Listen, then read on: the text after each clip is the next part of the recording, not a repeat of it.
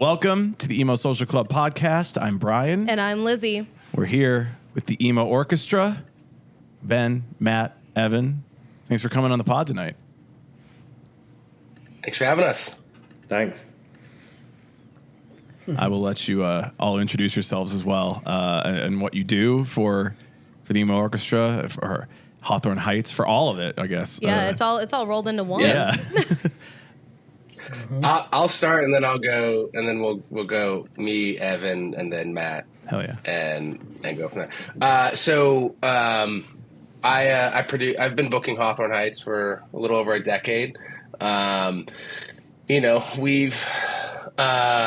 We've always done stuff a little bit differently, and we've always been trying to be creative with the stuff that we do instead of just having the traditional agent-artist relationship. We try to bounce ideas off each other and just see what we can, what new things we can deliver to fans.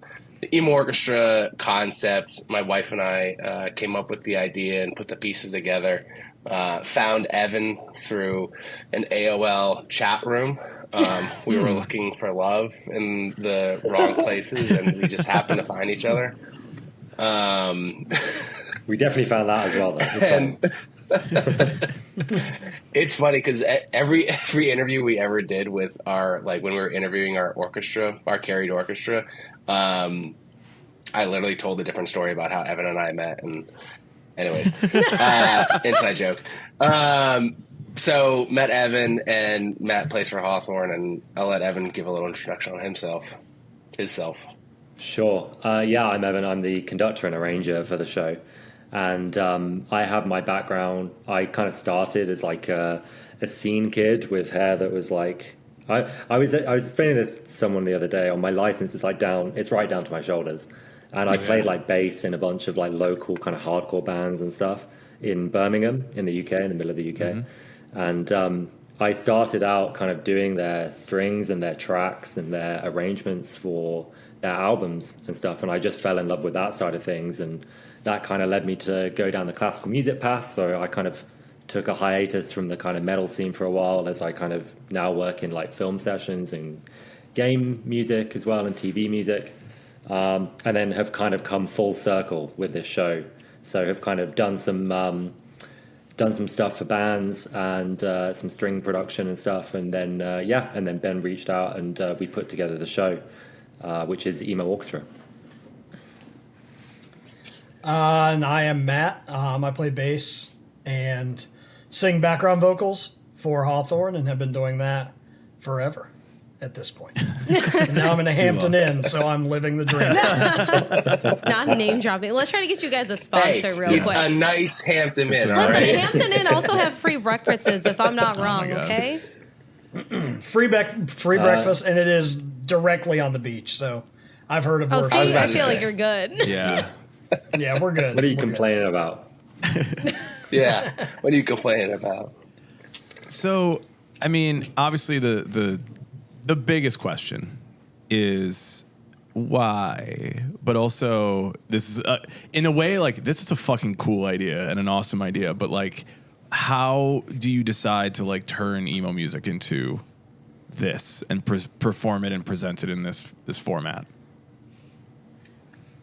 I'll take that one. So I've had the idea for a little while. Actually, like try to use it to persuade bands to sign with me over the years. Okay. And no one ever like decided to jump on it. And just because like I like listening to like those early 2000 records, like especially like the Used Making Memories, and I just remember like watching that DVD over and over again where they flew to the UK and they had this like really cool string quartet performing with them, and like Story of the Year used it, and Evanescence has used strings, and all these bands from that scene have like used strings over the years, but no one's really, besides Evanescence I guess, has really like made a show out of it. And I really feel like that the noise that comes out of an orchestra and this style and this scene just fits so well and are just one really nice, when you hear it together, it's just one really nice cohesive unit. So the idea of the actual Emo Orchestra, my wife and I were going through a pretty difficult time in our lives, and without getting into the nitty gritty, this idea sort of was like, let's just do it. Let's, what else do we have to lose? And so started putting the pieces together. Like I said, I met Evan and then proposed the idea to Hawthorne Heights as like, I remember like I think it was I just called JT one day. I'm like, yo, we're going to do an orchestra with Hawthorne Heights and we're going to figure it out. And it was just like a random call. I was probably driving home and he was like, all right, buddy, cool. What else? And we went breezed over, just went over that and just kept talking about everything else. And then, when the rest of the band, we had all come to an agreement on it. And I think Matt can talk about the band side of things, but basically like the band agreed on it. And then like I got into my little bubble of booking and producing it and just let them do their own thing. And I think Matt's got a funnier side of the story. I mean, my favorite part of it, we went out to eat. It was just me, Mark, and Poppy, our drummer. And we were like doing something with the band. I forget what it was. We went to eat and we talked about Emo Orchestra as like a concept. And we brought it up because Ben called me about it, so I was bringing it up to Poppy and Mark. So I bring it up in the line for this, and Poppy, our drummer, said, "I will not fucking do that." Oh, and we're like, "What? You don't even?" I go, "You don't even know what it is. Like I don't know what it is." And his response was, "I will not learn how to play a timpani." Okay. He thought he was going to be an orchestra member. Yeah. oh my Because God. he's just apparently he never saw Metallica at S&M. He just never put two and two together. But he thought we were like I was going to be on trumpet. Mark was going to be. Like, So we were I going don't to know go what the he was whole. thinking. Everyone's going to be in tuxes, all like suited up and everything. Yeah. I don't know what he thought it was, but I died laughing. I was definitely there for it. Very funny. But yeah, the other side of this too is like, as the band calls us, elder emos, right? We have jobs, we get married, we have kids, and we want to experience this music with our families too. And I can't necessarily take my kid to like, I live in Nashville, so like the Basement East or like the End or like another like rock club because A, it's gonna be past her bedtime, and B, she's just not gonna have fun.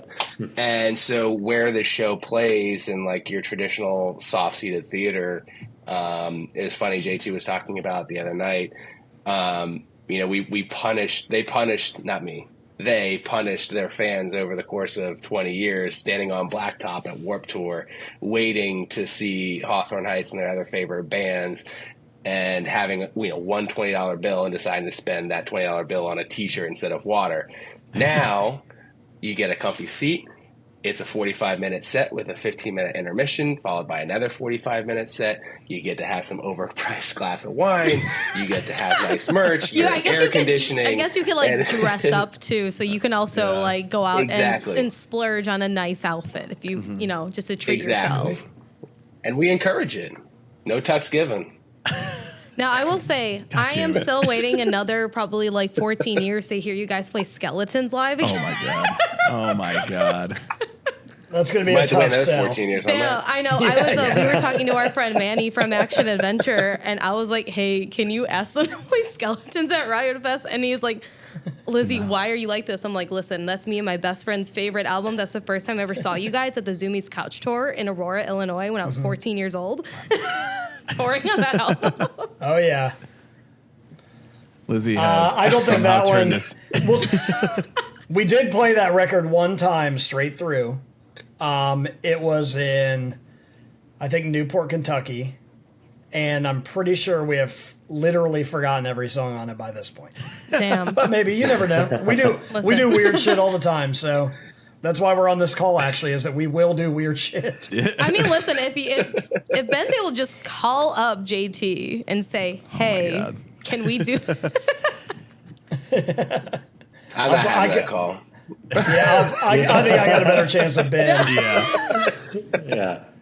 It's and you're saying that like because it's Emo Orchestra, it's not Hawthorne Heights Orchestra, obviously. So like there isn't just you're not just playing Skeletons back to back every night.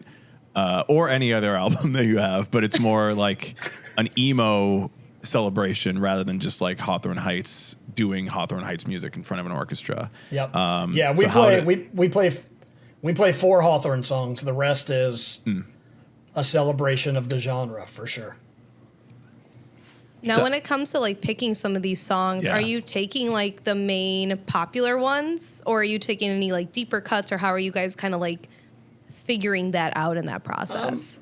For our own songs, we picked like one deep cut out of our catalog that we never play live because it's acoustic. Fans really like it, but we just never get a chance to play it because we're too busy rocking. The rest of them, we kind of like did this weird dance of like what's popular, what's doable in JT's vocal range, and then that led us, those like couple things led us to the 12, 13, 14 songs, whatever it is. So that's basically how we got on that. We found out very quickly Evan can do whatever we need him to, because that was a worry. We're like, oh, well, what if we run out of time? It's like, well, Evan's just fast and really talented, so we're good on that. So basically it was just kind of catering to what JT could do, what we think we could do justice to. Like, you don't want to go up there and just like completely destroy a Yellow Card song. Like, if you can't do it right, you don't want to be doing it. So we kind of just tried to find what works for vocally is the hard one, really. I think it's cool though that like. Oh, sorry. I was going to say I think it's cool that in the show, as you hear about it though, what I didn't realize actually is the relationship that you guys have to a lot of the songs throughout the years. Like every single one of them, JT definitely has, background of where you were when it came up, how it influenced you guys as a band, and that's super cool. Because when we were in the pre-production process, that's something that's only come to light when I've been, hearing JT talk about it at the shows. Yeah, for sure. It is from a fan's perspective, the stories that JT's talks about, because he'll basically give like an intro of each song without saying the band name or the song name, and then after he ends that, we have 2 screens at the shows, and it'll show the band name and the song name, and that's when everyone just like gets excited, and then they start the song. And from a fan's perspective, just hearing, because you never hear. Like you hear like the stories behind the songs of the band that wrote them, but you never hear it from perspectives of bands that were also in the scene at that time, also being influenced. Because the emo genre was like this like beautiful birthing of like punk and hardcore and metal and just it's every single one of those bands was feeding off of each other at that time. And 2003 to 2005 was just like the perfect storm of like a brand new genre that sort of escaped from the flames. And hearing their point of view was great. That is cool. I'm gonna put that whiskey over here. Let's keep that out of the way. Yeah. Listen, we don't censor it, but listen, you also don't want to be like, boo. Lizzie spilled all over my apartment before we started recording. Yeah, I smelled the kombucha as soon as I walked into this place. Exploded. I was like, whoop, that's it. It's game over. Setting the tone. So no matter what you do, you can't make more of a mess than Lizzie's already made in my apartment. As a kid who was an emo kid in high school and grew up, I was in choir. I wasn't in orchestra myself, but I had a lot of friends that were in the band and the orchestra, and everybody was just sort of into this music because it was. I graduated high school in 2005, so that was like kind of just right around when everything was popping off, and Fall Out Boy and Hawthorne were on TRL and doing all the stuff with TRL. Do you think that there's like, are you all just like emo orchestra kids that are just like, I really just need a way of like having that high school experience, but as an adult now? I'll speak for myself. I got enough band. I got enough band in high school. Like I got enough of that. For me, I don't. JT said it really well the other night. Like, you don't need to grow up from this music. Like you can still enjoy this music as adult. Being an adult doesn't mean listening to Beyonce or whatever, as he said. Like you can still even though this scene and genre is always dubbed as like teenage angst, it doesn't mean that like you can't listen to it as an adult. I mean, I listen to Wonder Years, Taking Back Sunday, Hawthorne Heights, Emery, like all of the bands from the scene still, and I'm 34. You know, like I'm truly passionate about this scene and the impact that it's had on my life as well as everyone else's lives around us. And especially now that a lot of us have kids too, like it's important to like make sure our kids have this stuff because it got us through some difficult times and it can get other people through stuff. Yeah, and I definitely came from put this whiskey over here.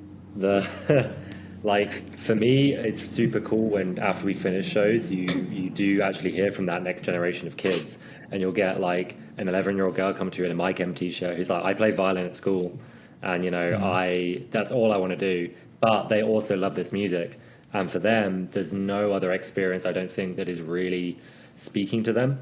And you know, you get also multi-generation families that come. Like we had one the other night that was like a whole family and the son was just getting into it and taking instrument lessons. So I think, you know, if we're not indoctrinated, they will be. Which is very fair. It's like starting them young and then like interweaving it. But is there any, I know that there's like the Sparrow Sleeps types of thing for like the babies, but are we ever going to have the teen version of like an emo orchestra or like emo music blended together just for the kids? Or are we just going to yeet them right into it? Yeet them right into it. Is always the answer. Yeah. right. It is. I you know, like there's a lot of like pieces of this show that I thought about like as from like the producing, or so my wife and I thought about from like the producing side of this thing as like a fan of the genre, a fan of like the concept, and like being it, you know, having it be like a family friendly emo night with Hawthorne Heights as your guide through the genre.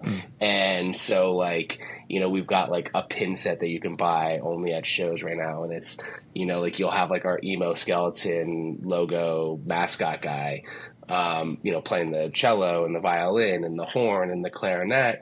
And our hope is like what everyone was saying is like, oh, like this, you know, 11-year-old girl just started playing violin and she sees this show and all of a sudden her concept of music and what it can do in her life goes from this small little bubble of playing in recitals to I can be a touring musician and play with rock bands. And, you know, grabbing a pin set and wearing that pin as like their motivation, you know, as they continue their own musical career and journey. So, there's just, you know, our main motivation for this is creating opportunities, you know, continuing to invest into each market as far as like, as far as, I just totally lost my train of thought. Anyways, it's a great show. It's family friendly. It's wonderful. Just gonna put that whiskey over here. Yeah. Put that whiskey a little closer. I'm going to ask a question too that for you, Evan.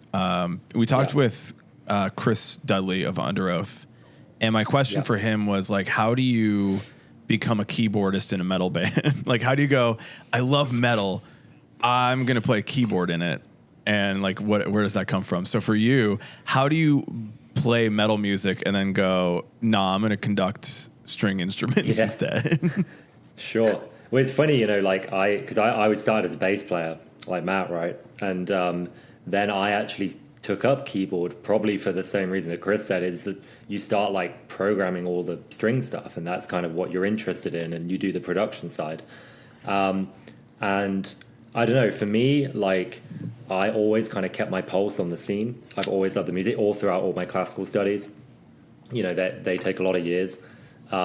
And kind of classical music is definitely where I ended up, where my kind of head was, but this music is where my heart is, right? So like that's kind of where I've now kind of in the past 3-4 years kind of found that happy middle ground where I wouldn't so much say I was doing like conducting in the scene and growing up with it, but it was like I was in the scene, I went away from it to do my conducting, and now in the past few years I've come back to it and found that like, man, it's cool when you mash it together. You know, like Ice Nine Kills was doing it for a while as well. And like so many bands use just, it's usually the producer that does it. And now there's like another live element where now you can have conductors and live players and stuff. And yeah, it's super fun in this genre specifically. Now, Matt, with this all going on, are we going to see more strings come out in any upcoming Hawthorne like songs or like albums or anything like that? I don't know. I mean, we just released a string version of our new song, which is really cool. Evan crushed that. And we're debuting a song. We're playing that song for the first time ever with an orchestra, which is insane to even think about. Called The Storm. Yeah, called The Storm. But I mean, who knows? Like, if something, I feel like every time we write an acoustic song, strings always gets brought up. That album, You Like Skeletons, the strings on the end of that were $40,000. We always talk about it. Wow. So we always talk about like what a colossal waste of money that was. It's like at the very end of the album, it's like this arrangement, live strings played. We just always talk about how expensive it was. But I mean, who knows? If something fits, we're always adding it for sure. So, but who knows? For now, we're just enjoying playing all these songs with an orchestra. I think it's been fun to like do something different. I mean, that's my favorite part about all of this is like I've been running around the country playing the same 6 songs and then adding 4 other ones for 20 years. So the idea that we're doing something completely different is like really refreshing to me. Like I'd say until the last show, my hands were definitely sweaty every show, the first set, until like 2 shows ago. Like I was nervous because I'm like, I'm going to mess this up. Because most of our songs are just rinse and repeat. You can play them in your sleep. Not these. So got to be on your toes. On your A game, sure. But who knows? We'll do whatever sounds good. Evan, I can't believe you charged $40,000 for that. Yeah, that's so crazy. That's Evan did not charge us. That was that's cheap. What are you talking about? That's cheap. That's cheap. Yeah, that's super cheap. That was expensive, and I'm a fucking millionaire. Yeah. You got Costco strings. I don't know where you got them from. I don't know either. I just remember seeing it's either $40,000 or $60,000, and we could not stop talking about how insane it was. It's a lot of money. It's a lot of money. And actually, just on that point, Especially, there's so many bands, like, you know, a lot of stuff that I do for records and stuff, because, you know, like the fake strings that we use, all the MIDI has gotten so good nowadays. Like, most of the time, that's what we're using, like, on records. If you hear most of what we do on strings on records, that's what we're doing. Live shows, it's different because you need the people living, breathing that in. But now it's made it a lot more affordable for bands and indie bands as well to like get that kind of production quality that they didn't have access to before, which is super cool. Because otherwise, when you're doing, it was the same deal for like Avenged Sevenfold and Little Piece of Heaven. I'm sure that was like nearly 100K or something. It's crazy. Mm-hmm. Damn. You could have cut a couple minutes off that song. Made it cheaper. Exactly. Or at least not put it last on the album. Yeah. If I'm paying $40,000 for strings, I'm putting that thing at the front. If I'm the label, yeah, that's like that's like the first 3 songs, no in between. Yeah. That's it. Everyone's about to hear this song, whether they like it or not. 100%. Exactly. 100%. I think speaking of songs and the set list, I think the not like difficulty, but the sort of like almost culture shock. I feel like that the band has talked about like learning these songs too has always been pretty interesting to hear from your perspective, Matt. Like the songs that are easy, the songs that are difficult, or not. Some of them are too easy, which makes it way harder. Some of these songs, like the Yellow Card song, has 3 notes the whole time, so it's very simple. If you don't know the song, which I do, you will get lost just playing these same 3 notes. The verse is the same as the chorus. You will get lost if you're not paying attention. Some of them are very weird. The Take Back Sunday song is very strange, like just something we would never do it like the way they did it. So you got to be up on your toes.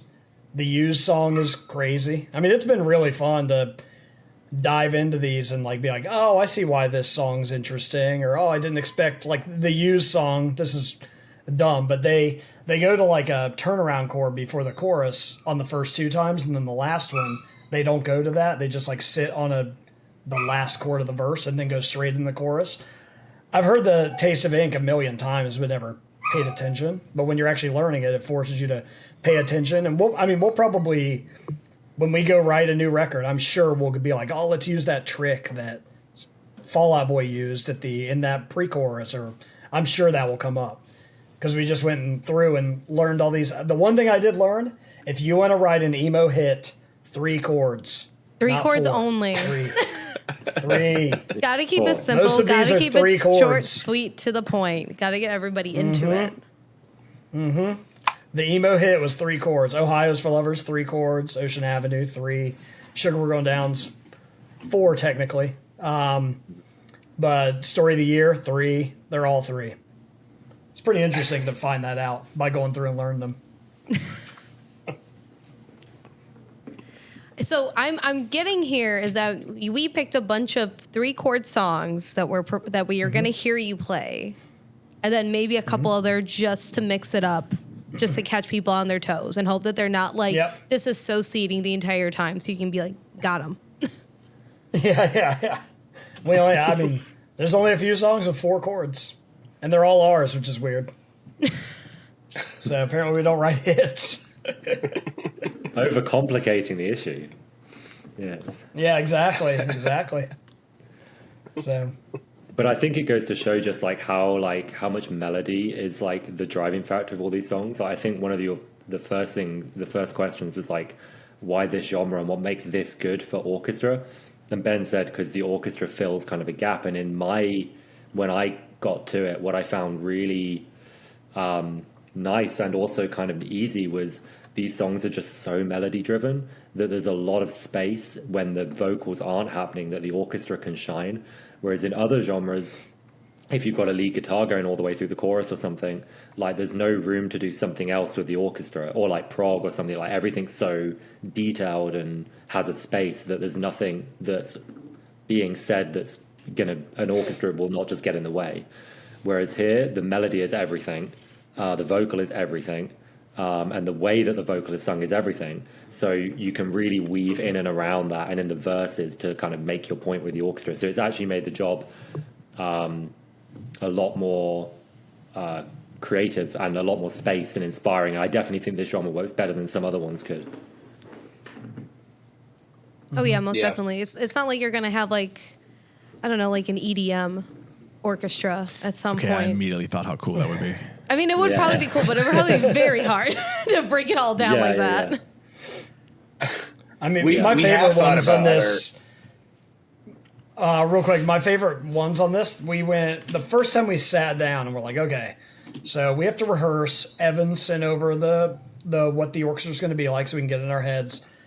We did "Hey There, Delilah" the first time, and we all like took our headphones off and we were like, wow, like it like truly makes the song move, unlike you've heard it before for sure. Like we were all like, holy shit, like this is really amazing what he did, because it's like the choruses lift in a different way because it sounds like an acoustic guitar and a person singing, and the orchestra like lifts it in a way that previously wasn't there.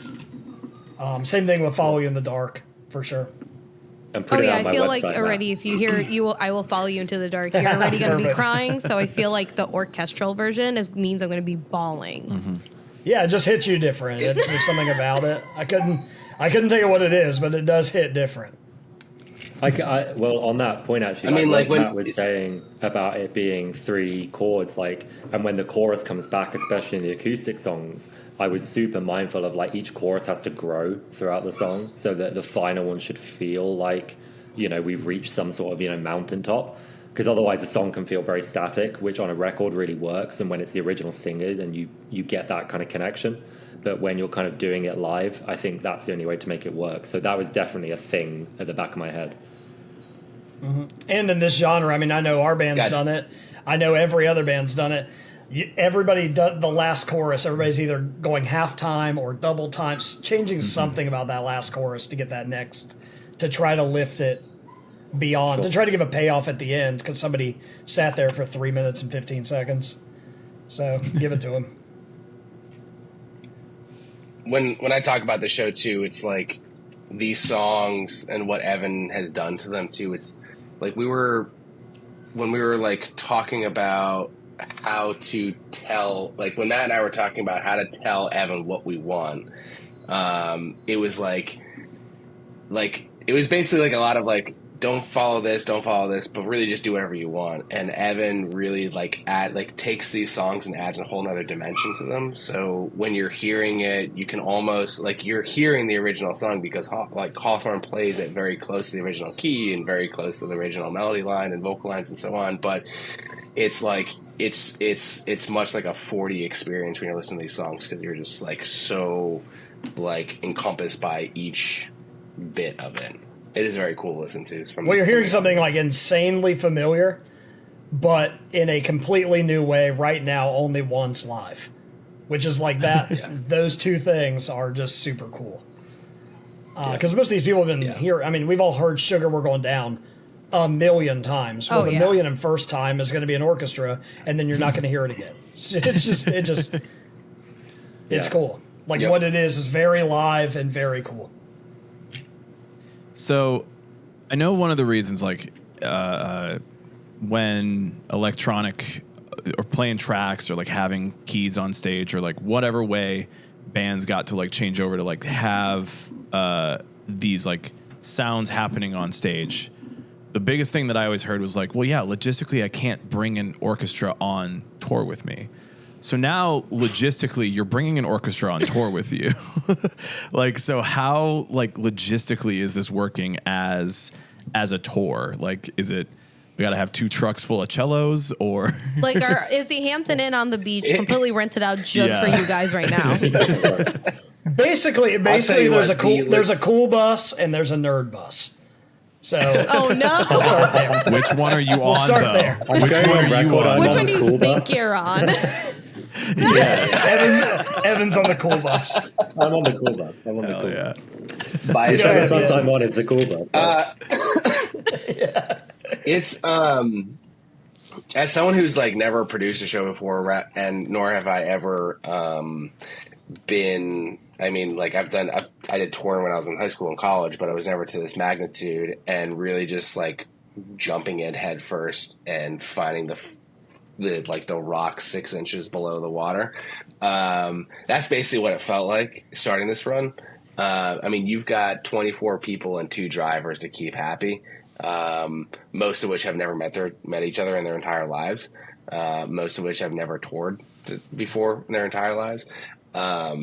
And, you know, it's definitely not a cheap process, but from what I've done in the past of how I've like put packages together as far as like booking bands and orchestras, because I've done this before. I've done a lot of like special attractions, theatrical bookings over the years, both in arena level and theater levels. I knew how to build it out on like the financial end of things, but to see it with like all this is how much tour buses cost now and trailers cost and per diems and salaries and this and that. It is like, it's basically money in, money out, money in, money out, constantly. So yeah, logistically, if I was a band that was like, oh, let's bring an orchestra out, like, yeah, I would put my head through the wall, but because because of how cool this is and, you know, like what we see each night and the messages that we receive, it makes it worth it. You know, I would go through this 100,000 times if it meant this is what we would get. You know, this is what the reaction would be, because it is worth it. And you know, we're delivering something that's not been done before, and in the music industry, that's a pretty fucking difficult thing to do because everybody's already done it. So we're making new ground here. So.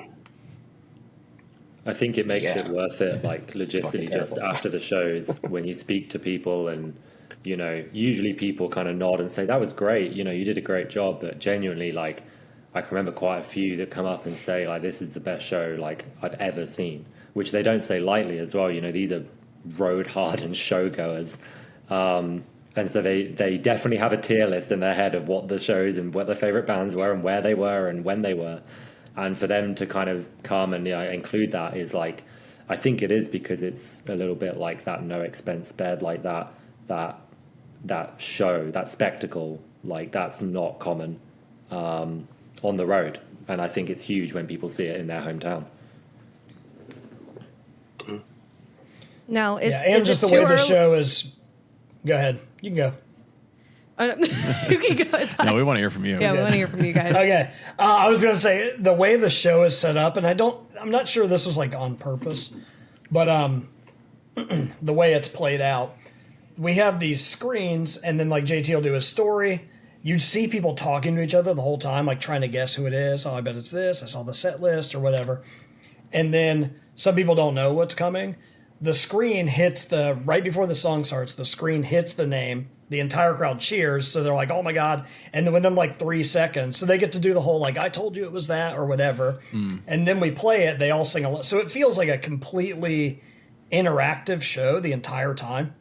And I'm not sure like that was like really planned out like that, but it wasn't kinda actually worked out like that? the way that those time we originally set the video was like you were to play just as the song name came up, but like the first show it's sort of like the time codes got shifted, so like the name of the song came up and then everybody cheered and then you guys went into it. It's actually really funny. The first words on stage at the Emo Orchestra show was "fuck."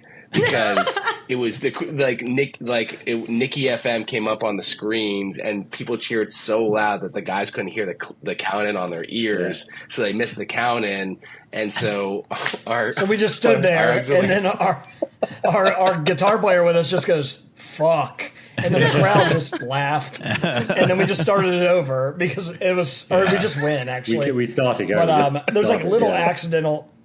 Yeah, but there's like little accidental things like that, and then it got fixed for 2 nights, maybe 1 night, and then we're like, this sucks. Actually, like we've got to switch it back to like this song is announced, then we play it because it just seems like everybody, like some people are like this is their favorite song of all time, so they stand up and sing it, and then it just becomes an interactive thing because of that. But my favorite thing on this tour, not to derail. A few nights ago, so me and the stand-up double bass is what it's called, but it's a stand-up bass. Oh, yeah. Yeah. His name is Kyle. Me and him basically play the same thing. So every night we'll like look back and we kind of mess around and we're playing the same thing essentially all night. I go downstairs after the show and I see Evan running looking for Kyle. I think something horrible has happened. Turns out a kid that just played double bass in school wanted to meet Kyle, or Evan wanted to introduce Kyle to this guy. So it is just like, so like Evan's grabbing the stand-up bass player and taking him up there. And Evan said the kid was like completely starstruck to meet Kyle, the bass player. It's just this like crazy, weird dynamic that's really cool. It's so cool. So... But I mean that like aspect of this. Fuck the bass player. I want to see. I want to see the other like that. I want to be like, I wanted to go up there and be like, listen, kid, we're playing the same thing. Like, like, listen, you should also be stoked to see me. Right. Yeah, exactly. Yeah, so I wrote those parts, dude. Yeah. So, don't you want to meet me? Very, I'm in very Hawthorne funny. Heights. Yeah, you'd be like, your parents would be stoked to meet me, kid. Just you wait how you biffed it. But it was just very funny. The dynamic is just so fun. That dynamic is just cool. But just to go back to the screens, like I get it, it's really fun. Some venues, depending on where the screens get put up, like I can see them really well, some I can't or whatever. But because my back's to the audience, like I'm ready to start the song or whatever, and then you just hear, like I remember in Atlanta or something, a song comes on, you just get this roar behind you of the crowd because they know they've just finally been let in on the kind of secret, and then you go. So it's cool for me because I get a little like adrenaline hit every single like 17 times in the show as the audience kind of roar behind you. That's cool. They were just like give like a little smile to the orchestra and it's like hell yeah. Like, oh yeah. Like at this point, we have whole faces, we have in jokes. It becomes a whole thing, a whole like routine, right? And they love the show, so it's really good fun on stage as well. Have you heard the inside joke with the orchestra about the rocket ship story? By the way, I have no idea what you're talking about. You know, we rode this rocket. the story right before. Oh yeah, JT's story or whatever. Yeah. JT's story about the rocket. If you at the next show, turn around when he's telling that story, and you'll see like 4 players just do this while he's talking about it. Nice. There's everybody gets his hand signals down. Everybody knows his job. It's like choreographed. Yeah. Yeah. Nice. That's awesome. Now the audience is going to be looking for it too. Yes. Do it. Yes. Yeah, You're we're like, gonna yeah. drop If you this, look and for like the close- last like leg of it, everyone's gonna be like, "Where's the rocket Yeah. ships? I got to see it." Exactly. The rocket ship guy, where's he? But like, I think if you look closely, it depends where you sit. I think if you sat like in the balcony, you could see the cello. So if you were looking kind of onto the where bass Matt here is standing, like you'll see the cellos. If you watch them play that, I'm pretty sure Alex is singing every single word of Taste of Ink, like all the way through. Like all the players know most of the words and like are super into it. But only I get to see it. So Yeah. unless you're kind of really high up. We should hit him with a mic, see how he does. Surprise! Just stun attack. Be like, keep going, Don't worry. This is Yeah, practice. Play and sing. Yep. Yep.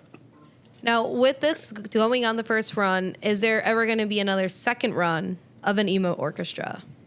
And would it be different songs, or would you keep it the same? So the idea with this show has always been to change out the featured band. So Hawthorne may not do the next one. It might be, I'm not even going to name names, but it might be so-and-so band featuring Emo Orchestra. It might be so-and-so band featuring Emo Orchestra, but it'll always be a different set list. We've been working on a concept with like a string quintet. And playing like sort of like smaller theaters and cabarets, like you're in Chicago, so like city wineries. Oh, that'd be nice. Venues. Yeah. Yep. So you get like a band from the scene doing that. The sort of 5-year plan of the company that my wife and I started has always been to like, what other genres can we mix this with? Like what other, does it work in hip hop? Does it work in 80s metal? Does it work in hardcore? Does it work in this or that or whatever? To basically, like our goal again is to get like that next generation interested in performing music, whether that be guitar, singing, violin, cello, horn, clarinet, whatever that is. If we can show that you can put all these instruments and you can play any style of music that you want, that's only going to continue to help excite the next generation to express themselves through the arts.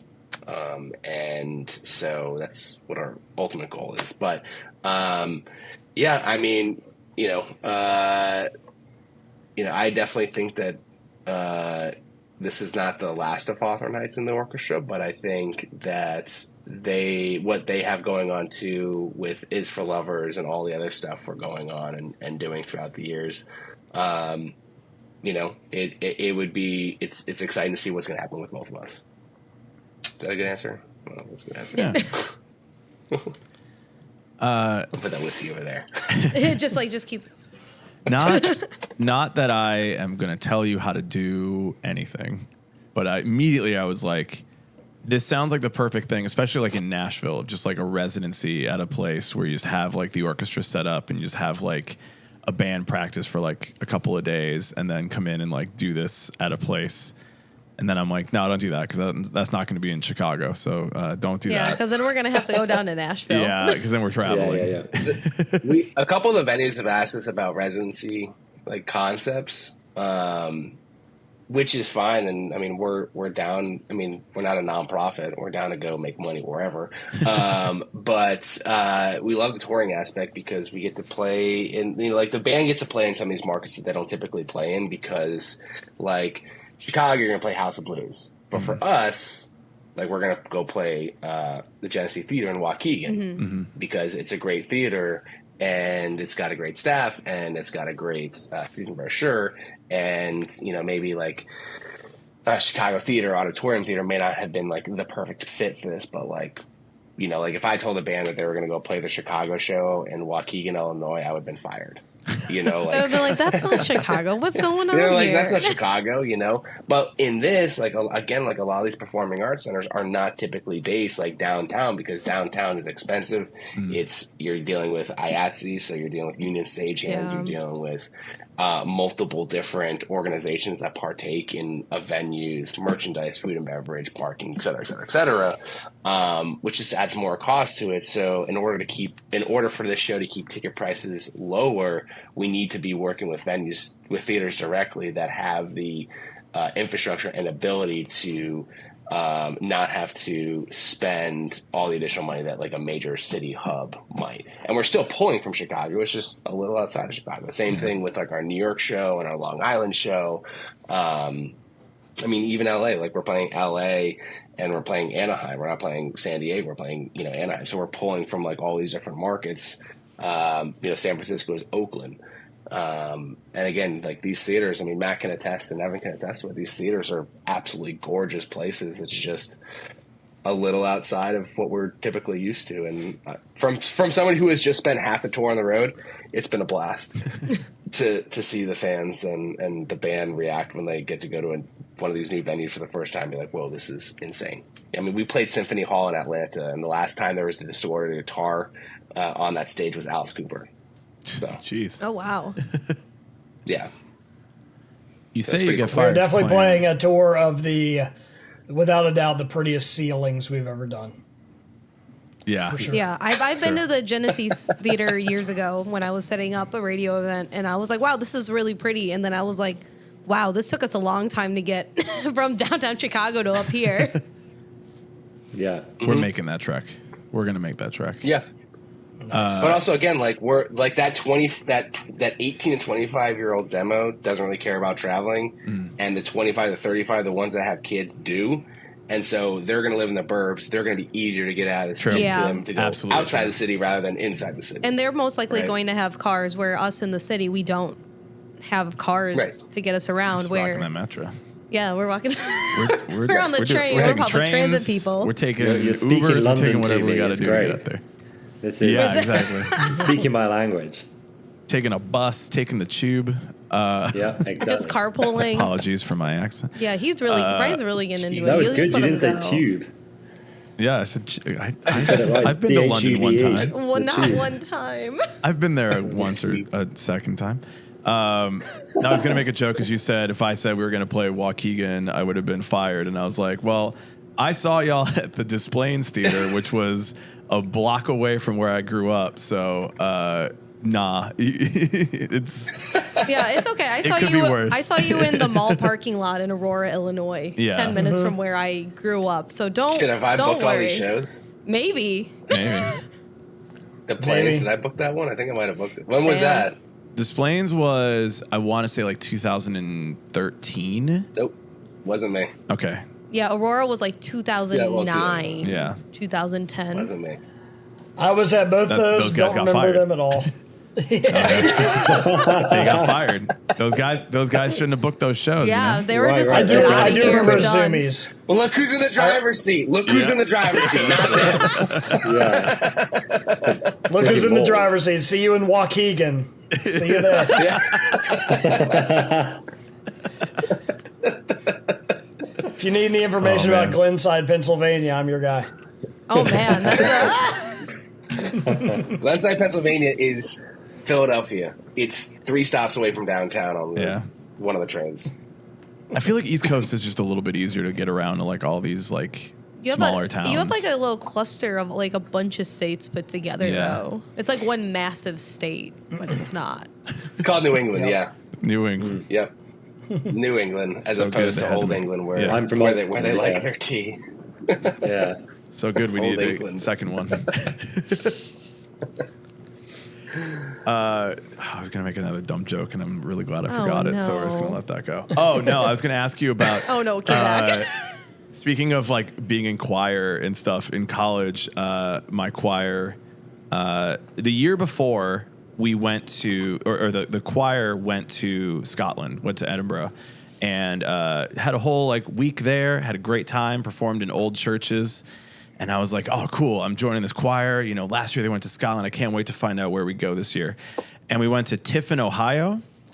And I was like, well, it's not the theater in Tiffin, Ohio. Scotland. I know the Van Wert.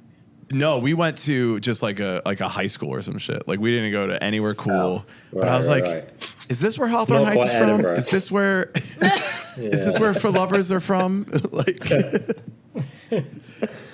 I think you were. I've heard of Tiffin. I don't know where it is.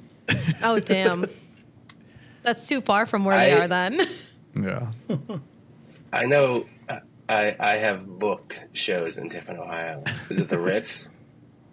Could be. No. Wow, that sounds fancy for Tiffin, Ohio. I can't say that I remember a single moment of it. I may not remember all the shows that I booked, but I got to remember most of the venues that I book at. Sure. Except for today on a call where I didn't remember a venue that I booked. Damn, it's that whiskey again. Just keep moving it. Yeah, Just moving it I'm away. just gonna move it away over Daydreaming, here. catching up with you.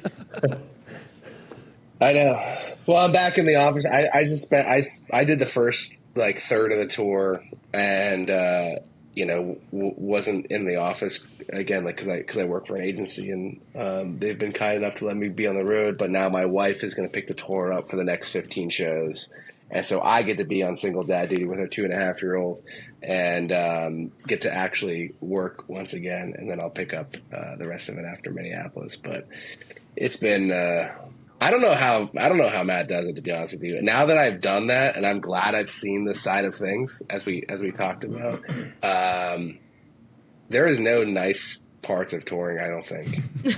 Everything is a rush. You're rushing to the bathroom, you're rushing to the shower, you're rushing back to the bus, you're rushing to sound check to just stand there.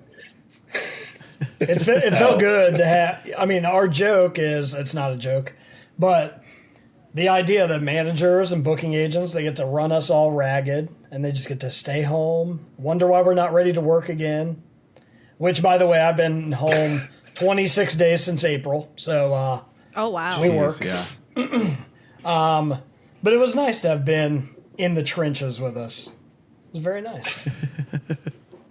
So He what got I'm to hearing he got is to stand in line for a shower. It's been fun to watch. so what I'm hearing is this may have been a setup just to show it's really like. Yes, I would say that. Yeah, everything's But a I was setup glad- for me with this band. I was glad to have him out. He's on a top bunk, so he's rocking all night. It's been great to treat him like shit. Yeah, treat him like it is. shit a little bit. In my defense, I had a middle bunk, and the merch guy for Hawthorne for the past decade was like, man, I've always had a top bunk, and I am not as nimble as I used to be. I'm like, dude, I will give you my middle bunk. I'll take a top bunk. That's right. And then Evan, first time I went to where he's got the bottom bunk, but like I have to do like a whole, but you have to do like a yoga move to like slide into your bunk. Yeah, I get like motion sick, like driving. So I'm like, a tour bus is already like, no bueno for me. Yeah. You can only I take could so much roll into the Dramamine bottom. until you're like, it's game over, man. Exactly. That's what I do. Evan's gonna become a Dramamine at the end of this tour. Oh, no. Yeah, a drama queen.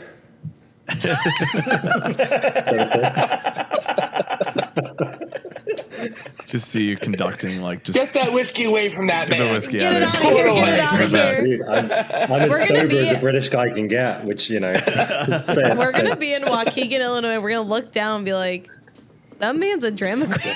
He's just I'm not going to be able to think. I'm not going to be able to listen to Decembers and cry like I usually. I'm going to be like, that man down there is a damn, he's just flowing. there's rocket ships everywhere. That man's on a different type of rocket ship. No little Einsteins up in He's on a here. rocket ship. Whoops. Exactly. Well, we got a few more my minutes God. here, so I want to give you a chance to shout out some plugs of like where people can follow everything to find out when it's coming to a local near the city that they live in near them. Close enough to him. Yeah. So where can people find Emo Orchestra and all the links and stuff? Yeah. So emo-orchestra, www. Do people say www? No, they No. don't, Ben. Wow. Emo-orchestra.com. I don't ever have to do these. It's Yeah. very weird. Matt had to give me like a whole like this is how you do, because usually I've done Polestar interviews and Billboard, and I've spoken at colleges, but like I don't ever do like, for the most part, like interviews. Yeah. Anyways, emo-orchestra.com. Instagram, all the other social medias are very easy to find. We're the only emo orchestra out there. Let's see here. I think those are the only plugs that I have. Matt? Yeah, those Hawthorne Heights on all the stuff. Next year we're gonna do Is for Lovers again, and hopefully bigger and better. And that's about Is for all I Lovers gotta is going to be plug. fucking bananas next year. Let's talk about that for a Are second. we gonna get a So, Chicago date of Is for Lovers? Now, why did you No. forget about us here? We don't forget about you. We just I'm going to tell the reason why. Yeah. There's another festival called Riot Fest Sure Yeah. fucking is. that we don't want to go up against. That's fair. So that's why we'll never do Chicago. Well, we But- don't want to go up against them, and we want to do Riot Fest. So it's Also like we fair. don't want to Also, make we wanna anybody play mad, Riot Fest. and we don't want to. So, because we Yeah. just did it, it's awesome. Not touching it. Keep doing awesome shit. Yep. So- Riot Fest is great. We're great partners on all the other stuff that we do and the club shows that we'll play here and there. But no, we don't really have plans to go to Illinois at this time unless it was like some crazy tertiary market. Yeah. But we would definitely looking to go bigger and better for next year. It's been, as far as it is for Lover stuff, it's been crazy exciting to work on it with the band, take their vision of like what this concept could be and really sort of just blow it up. There's a whole scene of people that are, I would say, dehydrated from the festival scene because they don't work with some of the rock festivals or they don't, it's not like their cup of tea. And with Warped Tour being gone and maybe there's other festivals that aren't like what they're looking for, we're trying to make Is for Lovers a weekend, fun, nostalgic hang that you can bring the family to, or you can come to by yourself and hang out and do all the fun stuff that you used to do at Warped Tour. So yeah, next year's gonna be great. Evan, plugs. You just reactivated an Instagram. Oh, he just reactivated no, Instagram. Evan has a new Interesting. Instagram. Evan has a new Instagram. I forget It's, that though. I'm a hermit. I'm living the hermit dream that everyone dreams of. But I do. It's I don't even know what it is. It's probably Evan R. Music. R. Music. Look at Evan R. is in Robert Music. Robert. Wow, you're just throwing out his whole name out Yeah. here, like. Just dox Evan me. R. Go. Music. No, yeah, Evan R. Music. But then, and you didn't even say it's at Emo Orchestra as well. No dash. At Emo. It's at Emo_Orchestra. Yeah, that's it. Yeah. Emo _ Orchestra. Yeah. But yeah, that's the only plugs I have. Cool. You don't want to shout out Sweet. any movies you're working on? I mean, now that That- now that at least the writer's strike is what's over, I feel coming like some out? people are like willing to do that, but I also don't want to be like Yeah. shout out these movies or whatever. I don't care if I get in trouble. It'll be at the end of an email, and they can't scare me, can they? But the Aquaman 2 comes out soon. Basically this month, right? I did something on that. Oh, I did the orchestration on that, and Call of Duty Modern Warfare 3 comes out next month, which I did a bunch of the same thing, arranging and orchestrating on that. So keep an eye out for that. That's Can I get super fun. like a coupon code for that to get the new one? 'Cause Free I haven't pre-ordered it yet. Well, I actually ruined the game for me because we see all the footage and the cutscenes and all the things. So it's like I've basically already done it. So like it's fun, but also like you can never experience your favorite things like firsthand. If you know what I mean? It's like you can only lead. What's the saying? You can lead each other to a treasure that you can't possess yourself or whatever. Yeah. That kind of thing. But yeah, the short answer is no. You can't have anything from me. I've never heard that one. I've Evan. never heard of that in my life I've- either, homie. Oh, come I'm on, gonna you be know what it super is. real with You know you. what it is. He can only. What's the lead- one about the drinking horse? I was like, is this like just a different proverb? I was like, I don't think that this Yeah. is what I thought it Bird was. in the, proper- bird in the hand is three in the bush. Right. Yeah. You can put the whiskey farther from me, but you can't stop drinking it. Everybody, Yeah. take your whiskey drink that I assume all of you have and just put it on the It's a little floor. farther, Put it on the a little floor. A little I'm farther. water. It's a, There we I'm go. water. It was an Oh my IKEA God. proverb. You have to put it together yourself. Oh All no. the pieces with it. Yeah. Old Swedish proverb. Exactly. Yeah. Oh my You put god. something's there. Since you know the story, is this the one where they finally pick up the phone when they're receiving the call of duty? Anyway, let's move on. Thank you all for being on the podcast. And if you're listening at home, make sure to check them out. Make sure to go to the Emo Orchestra in your area. If just because it sounds like it's something different in the music scene, and you're never gonna hear it. You're never gonna hear it again. Unless you're there. You got to go to it now. The supply and the demand is on the correct curve where you got to buy a ticket and go to the show. We'll see you in Waukegan, Illinois. whatever way we got to get there, tube or otherwise. And until we see you there, Ben, Matt, Evan, thank you so much for hanging out with us, for being on the pod tonight. Thank you guys for having us. Thanks for having us.